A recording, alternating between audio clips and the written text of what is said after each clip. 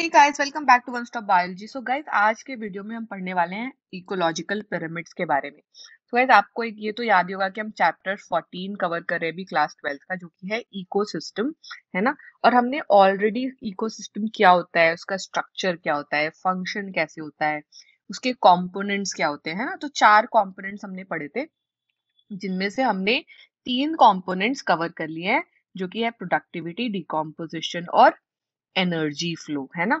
और आज हम क्या पढ़ने वाले हैं, आज हम पढ़ने वाले हैं जो आपका एनर्जी फ्लो है उसी का एक सब टॉपिक, जो कि है इकोलॉजिकल पिरामिड्स, है ना। तो इकोलॉजिकल पिरामिड्स हम देखेंगे कि अलग अलग तरीके के होते हैं डिपेंडिंग अपॉन इवन एनर्जी का फ्लो, है ना। और हमने क्या पढ़ा था कि अलग अलग ट्रॉफिक लेवल के हिसाब से ऑर्गेनिजम्स डिवाइड होते हैं और वो पूरा ट्रॉफिक लेवल मिलकर एक इकोसिस्टम बना रहा होता है। ठीक है। तो गाइस, जब भी हम पिरामिड नाम सुनते हैं, है ना, जब भी हम पिरामिड नाम सुनते हैं तो हमारे दिमाग में क्या आता है, हमारे दिमाग में एक शेप आता है पिरामिड का, है ना। और पिरामिड का शेप कैसे होता है, पिरामिड का जो बेस होता है ना, वो क्या होता है, ब्रॉड होता है ना। और जो एपेक्स होता है वो क्या होता है, नैरो होता है। तो नीचे से ब्रॉड होता है और ऊपर जब आप बढ़ते हैं तो वो नैरो होता जाता है ना। तो ये जो आपका है, ऐसा ही कुछ शेप होता है नॉर्मली पिरामिड का। ठीक है। अब हम किस तरीके के पिरामिड्स की यहाँ बात कर रहे हैं, इकोलॉजिकल पिरामिड्स की बात कर रहे हैं। मतलब जो भी आपका फूड या एनर्जी होता है उसका ऑर्गेनिज्म से कैसे रिलेशन है ना, उसकी बात कर रहे हैं। ठीक है। अब ये हम कैसे देखते हैं रिलेशन, अलग अलग ट्रॉफिक लेवल्स पर। ठीक। तो एग्जैक्टली आपका इकोलॉजिकल पिरामिड्स क्या है, इकोलॉजिकल पिरामिड्स आपके जो हैं, है ना, वो फूड या एनर्जी का रिलेशनशिप है, किससे, ऑर्गेनिज्म से एट डिफरेंट ट्रॉफिक लेवल्स। ठीक है। और हम इसको नंबर, बायोमास और एनर्जी के बेसिस पे डिफाइन करते हैं। ठीक है। तो आपका अगर ऐसा कुछ पिरामिड है और हमने बोला कि ये जो है बेस है ना, और ये जो है वो एपेक्स है। ठीक है। तो अब हमने क्या बोला कि अगर आप ये देखेंगे तो आपका जो बेस होगा वो फर्स्ट ट्रॉफिक लेवल होगा, है ना। ये जो बेस होगा, इधर आपका फर्स्ट ट्रॉफिक लेवल होगा और जैसे जैसे आप ऊपर जाते जाएंगे आपका ट्रॉफिक लेवल बढ़ता जाएगा। ठीक है। और फर्स्ट ट्रॉफिक लेवल आपका क्या होता है, प्रोड्यूसर्स का होता है ना। वैसे ही जब आप एपेक्स पे पहुंचेंगे तो आप टॉप लेवल जो है कंज्यूमर्स तक पहुंच जाएंगे, क्योंकि वो आपका टॉप लेवल ट्रॉफिक है ना। तो वैसे ही अगर आप देखेंगे गाइस, तो 3 तरीके के इकोलॉजिकल पिरामिड्स होते हैं, है ना। कौन कौन से होते हैं, पहला होता है पिरामिड ऑफ नंबर, दूसरा होता है पिरामिड ऑफ बायोमास, और तीसरा होता है पिरामिड ऑफ एनर्जी। ठीक है। तो 3 तरीके के इकोलॉजिकल पिरामिड्स ऐसे होते हैं, एक एक करके हम तीनों देखेंगे। सबसे पहले देखेंगे पिरामिड ऑफ नंबर। ठीक है। तो आपको यहाँ पर जो इमेज दिख रही है, ठीक, ये है पिरामिड ऑफ नंबर। अब अगर मैं यहाँ पर इस इमेज के ऊपर एक पिरामिड बनाऊं बेस से, है ना, तो एक तरीके से ये जो है आपका एक पिरामिड का शेप हो गया। तो आपको दिख रहा है कि एक पिरामिड का शेप है, जिसमें आप जब ऊपर की तरफ बढ़ रहे हैं तो जो एपेक्स वाला एरिया है वो नैरो होता जा रहा है। ठीक है। अब यहाँ पर दो चीजें देखनी है हमें, एक तो ट्रॉफिक लेवल कौन कौन से होंगे और दूसरे नंबर ऑफ इंडिविजुअल्स, है ना, क्योंकि ये पिरामिड ऑफ नंबर है। अब ये क्या है, ग्रासलैंड इकोसिस्टम का पिरामिड ऑफ नंबर है, ये याद रखिएगा। यहाँ पर क्या है, बेस में प्राइमरी प्रोड्यूसर है। ठीक है, प्राइमरी प्रोड्यूसर्स। ठीक। सेकेंड ट्रॉफिक लेवल क्या हो जाएगा, प्राइमरी कंज्यूमर।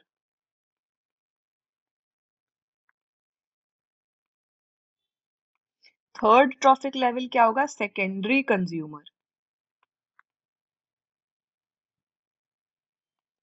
और लास्ट आपका सबसे ऊपर वाला ट्रॉफिक लेवल क्या होगा, टर्शियरी कंज्यूमर। अब हम नंबर ऑफ इंडिविजुअल्स की अगर बात करें तो कुछ 58 लाख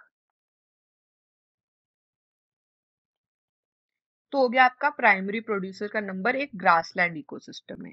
7 लाख के अराउंड, है ना, 7,08,000 के अराउंड हो गया प्राइमरी कंज्यूमर। 3.5 लाख के अराउंड हो गया सेकेंडरी कंज्यूमर। और जब हम टर्शरी कंज्यूमर पर आते हैं, एक ग्रासलैंड इकोसिस्टम में 3 टर्शरी कंज्यूमर ही होते हैं।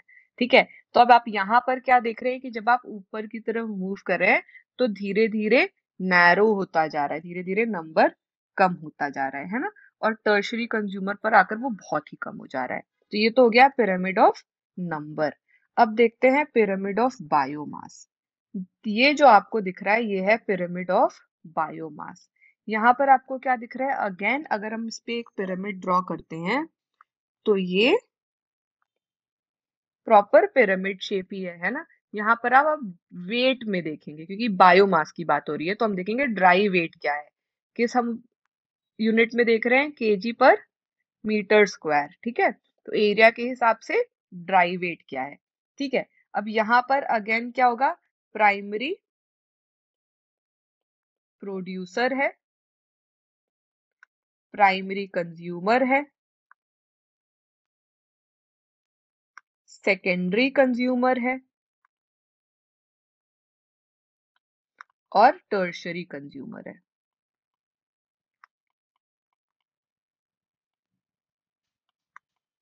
ठीक है, अब यहाँ पर अगर आप ड्राई वेट की बात कर रहे हैं तो जो आपका प्राइमरी प्रोड्यूसर है वहां पर 809 केजी है पर metre square.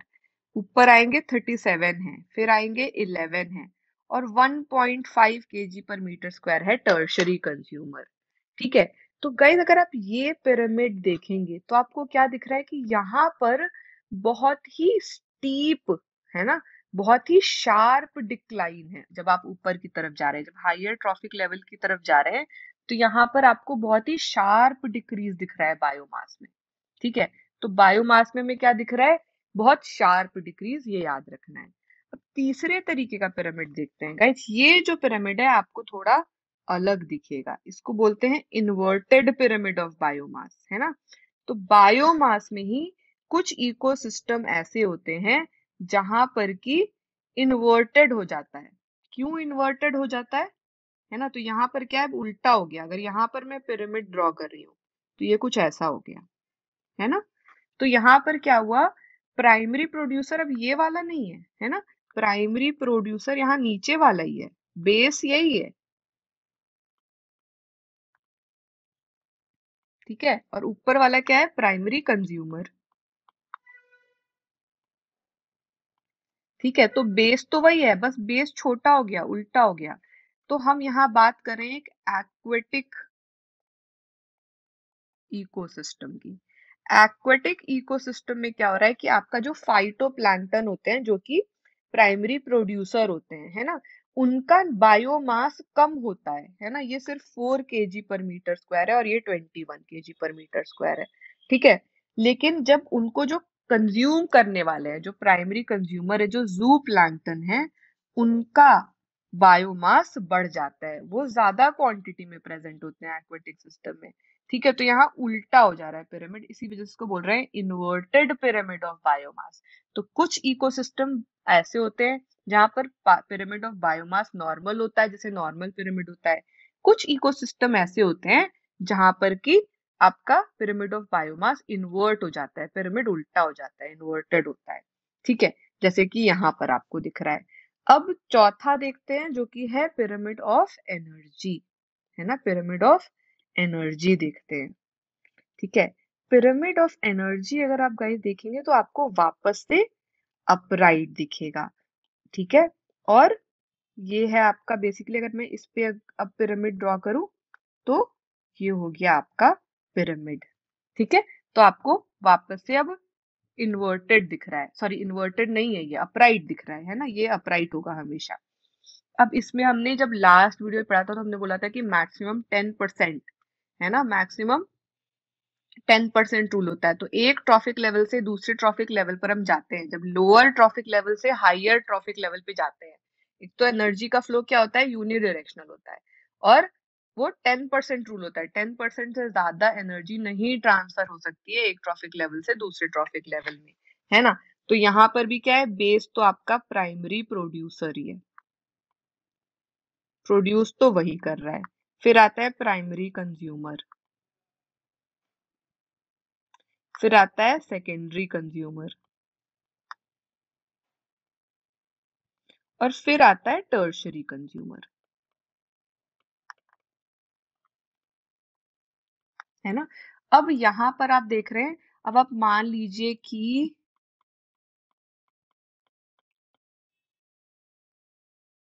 10 lakh joule sunlight की मिल रही है प्राइमरी प्रोड्यूसर को, और हमने क्या बोला था कि सनलाइट जो यूज होती है वो बहुत ही कम होती है ना, जो पार हमने पढ़ा था, ठीक है।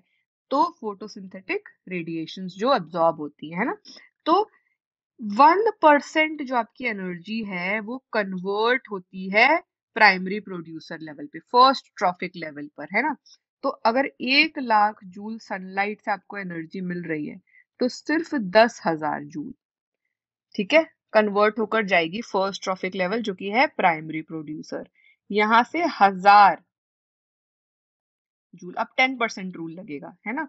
तो आपकी 1000 जाएगी प्राइमरी कंज्यूमर, 100 जाएगी सेकेंडरी कंज्यूमर, और 10 जूल जाएगी टर्शरी कंज्यूमर तक, ठीक है। तो पहले तो 1% सिर्फ जो है आपकी कन्वर्ट हो रही है सनलाइट से प्राइमरी प्रोड्यूस, वो 1% ही कन्वर्ट कर पा रहे हैं ना। और जब उसके ऊपर हम जाते हैं तो 10% रूल होता है, तो 10% से ज्यादा ट्रांसफर हो ही नहीं सकती एक एनर्जी लेवल से एक ट्रॉफिक लेवल से दूसरे ट्रॉफिक लेवल, ठीक है।